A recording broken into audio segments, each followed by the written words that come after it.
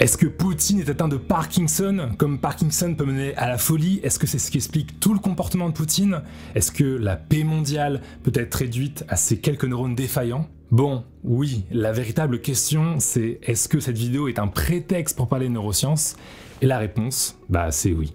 Depuis peu, certaines vidéos tournent sur internet montrant des comportements intrigants de la part de Vladimir Poutine. Soyons clairs sur ce point, beaucoup de choses pourraient expliquer cela. Des maladies, un cancer, de la drogue, une maîtresse qu'il cache à sa femme, une prise de médicaments, les conséquences d'une crise cardiaque, etc. Puisqu'il s'agit de vulgarisation scientifique, pas théorie du complot. Je ne dis pas que Poutine a forcément Parkinson.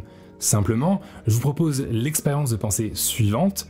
Si Poutine avait Parkinson, quelles répercussions cela aurait?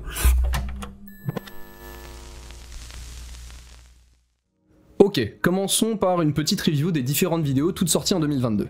Sur cette première vidéo, on voit d'abord la main du président russe trembler, puis ensuite c'est sa jambe, et puis bon après il fait un câlin à son pote. Sur cette deuxième vidéo, du coup, qui est encore un peu plus connue, on voit le président qui du coup tient une table pendant 12 minutes, comme s'il ne voulait absolument pas montrer ses tremblements, et puis son mollet apparaît très fin, comme s'il avait perdu du poids. Enfin, troisième et dernière vidéo, on voit Poutine dans un grand congrès qui avance au ralenti de manière un petit peu désynchronisée. Ouais, ça change quand même du KGB ou de le voir rider un petit ours, là, c'est...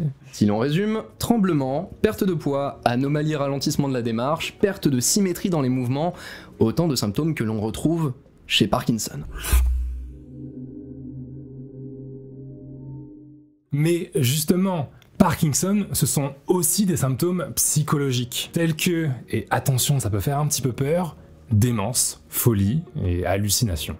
Bon, là, vous mourrez d'envie de comprendre pourquoi. Comment la perte de quelques neurones peut mener à de telles manifestations. Il y a un mot clé. Substantia nigra pars compacta. Et non, ce n'est pas le nom d'un sort, bande de moldus. C'est le nom de la zone qui dégénère dans la maladie de Parkinson. C'est une toute petite zone mais qui a tellement d'impact. Déjà, elle est directement connectée au striatum, une région cruciale pour la régulation des mouvements.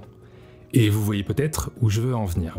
La perte du contrôle des mouvements avec Parkinson, eh bien, elle est directement liée à la destruction de ce circuit, qui sert justement à affiner nos mouvements. Et affiner, ça veut dire baisser l'activité globale des neurones pour qu'il n'ait plus qu'un seul ordre à donner aux muscles. Si les mouvements ne sont plus affinés, eh bien ils vont devenir plus chaotiques, d'où les tremblements que l'on peut percevoir. Une sorte de gros bordel de neurones incapables de se mettre d'accord pour prendre une seule décision et savoir quel muscle bouger.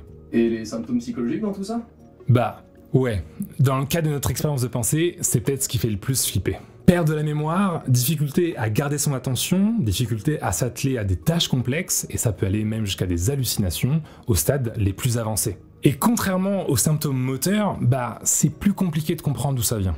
En fait, c'est comme une étape, une couche supérieure. Une fois que le circuit substantia nigra vers striatum est totalement détruit, c'est le circuit entre le striatum et tout le reste du cerveau qui vont être touchés, déréglés, détruits. Or, tout le reste du cerveau, ça signifie que tout est impliqué. Des fonctions complexes de mémoire, de personnalité, de langage ou encore de réflexion. À cette échelle-là, tout est trop enchevêtré pour suivre et comprendre tout ce qui se passe en détail. Donc, bon, vous voyez, Parkinson, c'est autant fascinant, presque beau à comprendre, que flippant et super important qu'on continue à faire des recherches dessus.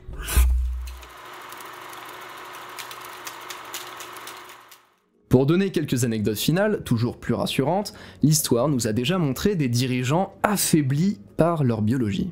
On a vu chez Hitler des mouvements suspects pouvant démontrer qu'il avait lui aussi Parkinson, bien que certains soupçonnent plutôt une prise d'amphétamine. Plus récemment, on a vu Joe Biden, président des États-Unis, avoir des attitudes témoignant de potentielles absences, de trous de mémoire ou encore d'hallucinations. Encore une fois, on vous cite tout ça simplement parce que la science s'intéresse aussi à ce genre de sujet. Et parce que c'est une approche scientifique, cela ne reste que des hypothèses plus ou moins étayées. D'ailleurs, monsieur Poutine, ne nous en voulez pas, on parle juste de science ici. Voilà pour ce rapide tour d'horizon sur la maladie de Parkinson et l'actualité qui y est liée. Si ce genre de sujet vous intéresse, aimez, partagez et abonnez-vous à nos autres réseaux pour suivre nos prochaines explorations. On est présent dans les commentaires si vous souhaitez en discuter, et sur ce, ciao!